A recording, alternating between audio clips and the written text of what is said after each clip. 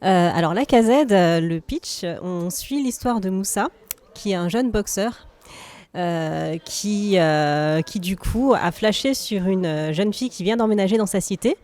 Mais Moussa est super doué sur un ring, mais pas très doué avec les femmes.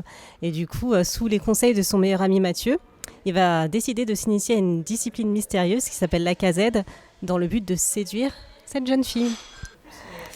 En vérité, l'idée m'est venue, elle m'est venue tout simplement en observant mon frère qui un jour, parce que la casette ça existe véritablement, hein, c'est pas quelque chose d'inventé, c'est une discipline qui existe et mon frère la pratiquait. Et en fait, en le regardant, je me suis dit, bah tiens, on a quelque chose de super intéressant parce que lui, il était un peu dans ces clichés-là de l'homme qui veut paraître très très viril. Et en fait, l'idée de mettre ça en scène, elle m'est venue assez naturellement parce que j'avais tout simplement envie de vraiment casser une image qui dure un petit peu trop et qui n'est pas l'unique réalité. Et ça m'amusait beaucoup aussi de le faire. Moi, je suis originaire, j'ai vécu dans plusieurs banlieues. J'ai fait le 93, le 94, le 95. Et en fait, à chaque fois qu'on est représenté à l'écran, je trouve toujours qu'on est dans beaucoup de clichés. Donc je me suis dit, je vais montrer moi une histoire d'amour comme je la vois en banlieue. Mais ce qui est sûr, c'est que je voulais, dès le départ, montrer on va dire, ce qu'on attend d'un film de banlieue.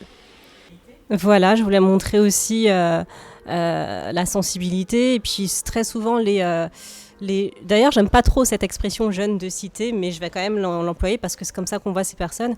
Donc très souvent, les jeunes dits de cité sont dépeints uniquement à travers une violence, des choses comme ça, même sur les rapports amoureux. Très souvent, on est dans du cliché, on est dans de la drague un peu agressive, un peu voilà. Et je dis pas que ça n'existe pas, ça existe malheureusement, mais il n'y a pas que ça. Et du coup, moi, ce qui m'intéressait, c'était plutôt de montrer une vulnérabilité qui aussi existe, et pour nuancer ce qu'on montre habituellement de ces garçons-là.